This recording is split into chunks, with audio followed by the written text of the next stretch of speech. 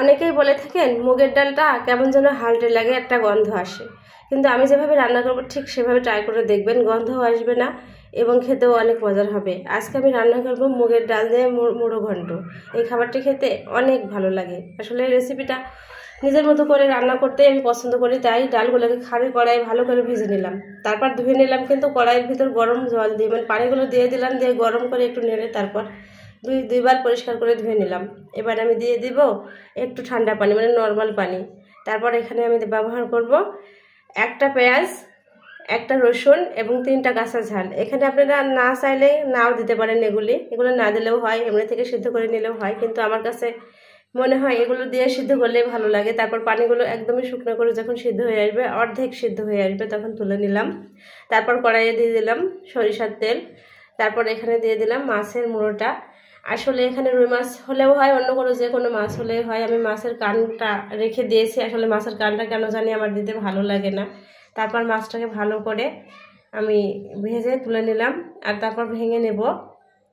তারপর এদিকে কড়াইয়ে আমি দিয়ে দিলাম পেঁয়াজ কুচি, তারপর দিয়েছি তেজপাতা, তারপর দিয়েছি মশলা, গরম মশলা, তারপর এখানে দিয়েছি শুকনো ঝালের গুঁড়া, জিরা বাটা, ধনিয়া বাটা, তারপর দিয়েছি আদা বাটা। সমস্ত মশলা দিয়ে এদিকে কষিয়ে নিচ্ছিলাম আর এদিকে মাছটাকে ভেঙে নিলাম।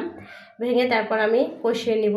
তারপর আমি ডালগুলিকে দিয়ে দিলাম, অর্ধেক সিদ্ধ করে রাখা মুগের ডালগুলিকে দিয়ে দিলাম। আসলে যেভাবে আমি পানি দিয়ে মানে ধুয়ে নিলাম, ভেজে তারপর ধুয়ে নিলাম, ওইভাবে কড়াইয়ের ভিতর গরম অবস্থায় ধুয়ে নিয়ে দেখবেন মানে যে ডালের একটা গন্ধ আছে, হালটে গন্ধ আছে, এটা থাকবে না। আর একটু লাল লাল করে ভেজে নিলে খেতেও ভালো লাগবে।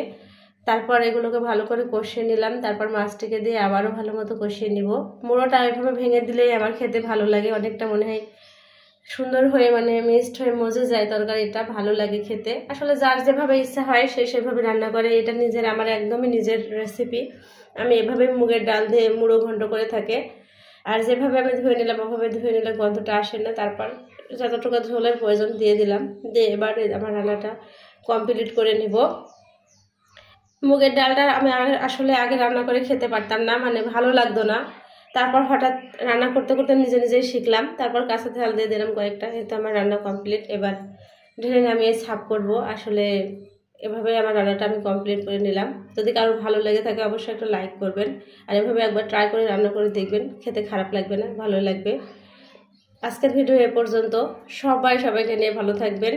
আসলে সবাই একটু সাপোর্ট করবেন, নইলে কিন্তু এগিয়ে যাওয়া একদমই সম্ভব না। সবাইকে নিয়ে ভালো থাকাটাই আসলে জীবনের প্রথম মানে। জীবনে ভালো থাকতে হলে সবাইকে নিয়েই ভালো থাকতে হয়, একা ভালো থাকা আসলে ভালো থাকা নয়। আজকের ভিডিও এ পর্যন্ত। আল্লাহ হাফেজ।